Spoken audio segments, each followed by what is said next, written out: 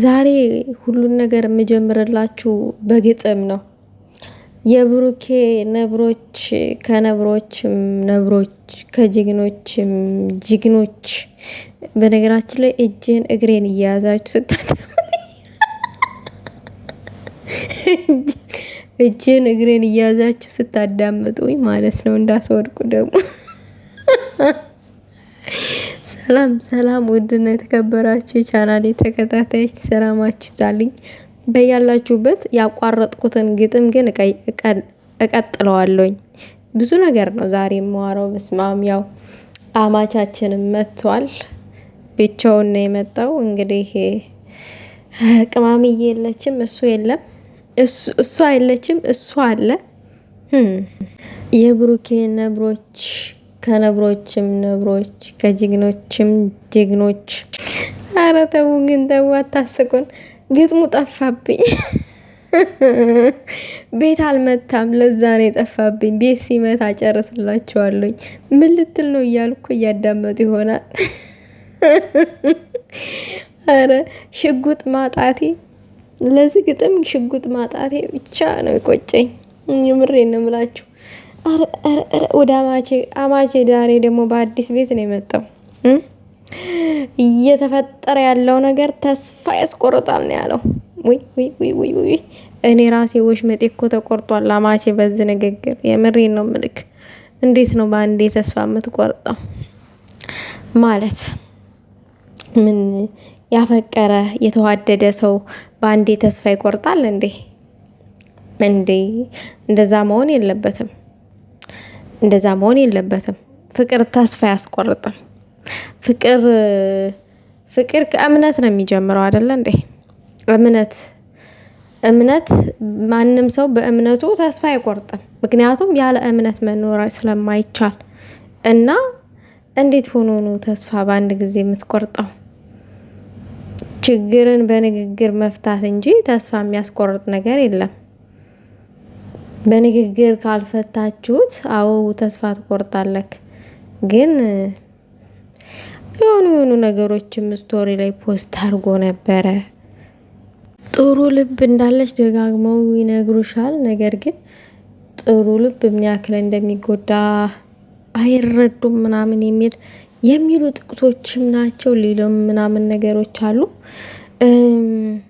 እውነት ነው ውዶቼ፣ የሆነ ጥሩ ልብ ሲኖራችሁ ስማም እንዲህ ልግለጥላችሁ፣ ከተሰበራችሁ ቶሎ አትደኑም፣ አታገግሙም፣ መውጣት እራሱ አትችሉም ከተጎዳችሁ። የምሬን ነው ምላችሁ። ግን አስመሳይ ከሆናችሁ የውሸት ህይወትን የምትኖሩ ከሆነ መቼም ልትጎዱ አትችሉ። ማንም ሰው ደግሞ ሊጎዳችሁ አይችልም። ምክንያቱም ህይወታችሁ ውሸት ስለሆነ የውሸት ስለሆነ ማለት ነው። እና አልተሳሳትክም አማቼ። አው ደግሞ አንዳንድ ጊዜ መልካም ልብ እንዳላችሁ ሲያውቁና ሲረዱ በእናንተ ልብ ውስጥ መመላለስ የሚፈልጉ ሰዎች አሉ። ደጋግመው ስብርብር ሊያደርጓችሁ የሚፈልጉ ሰዎች አሉ። እና በዛን ሰዓት ክፉ መሆን የለባችሁም። ለምን? የዛ መጨረሻ ደስ የሚል ስለሆነ፣ ደስ የሚል የሆነ የማይቋረጥ ደስታን ከፈጣሪ ታገኛላችሁ። ከሌ ክፉ ሆነብኝ ብላችሁ አውራችሁ ክፉ የሌለ አረመኔነት ማምጣት የለባችሁም። ያልሆናችሁትን ሆናችሁ መገኘት የለባችሁም። ይችም ጥሩ ሀሳብ ነች እና ቡራዬ ጥሩ ልብ ነው ያለኝ። ጥሩ ልቤን አይተው ደግሞ እየተረማመዱ እየሰባበሩ ነው እያለ ያለው አማቼ። ኧረ እንደዛም አይሆንም። ቀጣዩና ሌላኛው ደግሞ ሁሉም ሰው ጓደኞች ናቸው ማለት አይደለም። በዙሪያህና በአጠገብህ ስላሉ ልክ ነው። ብዙ ሰዎች በአጠገባችን ሊከቡን ይችላሉ፣ ሊኖሩ ይችላሉ፣ ሊያሽቃብጡልን ይችላሉ፣ ሊያደንቁን ይችላሉ፣ እንደሚወዱንም ሊነግሩን ይችላሉ። የውሸትም እንደዛ ሊነግሩን ይችላሉ። እኛ ግን ማመን የለብንም። ማመን ያለብን ልባችንን ነው። እና ወዳጅ መሳይ ብዙ አስመሳይ ስላለ ሁል ጊዜ ተጠባብቀው የእናንተን ውድቀት የሚጠብቁ ሰዎች አሉ። በተለይ ደግሞ ስትበልጧቸው ከፍ ስትሉ ውይ እስማ በዛን ሰዓትማ ዝቅ እንድትሉ ነው የሚከታተሏችሁ። ስለዚህ አንተ ደግሞ ብሩኬና ሀይሚ ደግሞ የዋህነታችሁን መቀነስ አለባችሁ። በዛ አጋጣሚ ጥላታችሁን ከተረዳችሁ ወደኋላ እንጂ ወደፊት አስፈላጊ አይደለም።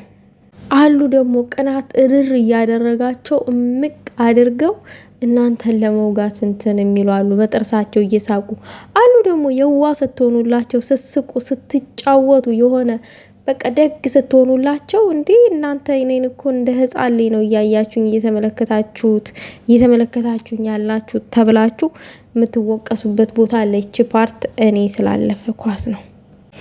ሌላው ነገር ደግሞ የሰው ልጅ የፈለገውን ያክል ብትወደውም ቢወድም ልብን ከመስበር ወደኋላ አይልም የሚል ነገር ነው ፖስት ያደረገው።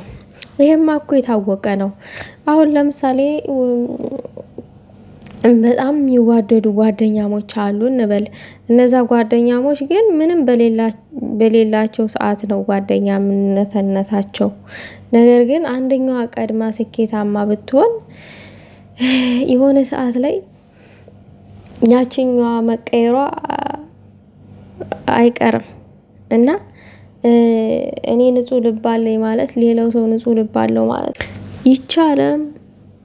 በቅናተኞች በተንኮለኞች ባትሞላ ኖሮ እኛ የት በደረስን። እርስ በራስ ምቀኛ፣ የሰው ስኬት የማያስደስተን ቅናታም ቅንቅናሞች ስለሆነን ነው ማንለወጠው የማያልፍልን። ቅን ልብ ቢኖረን አሁን ያለንበት ቦታ አንገኝም ነበረ።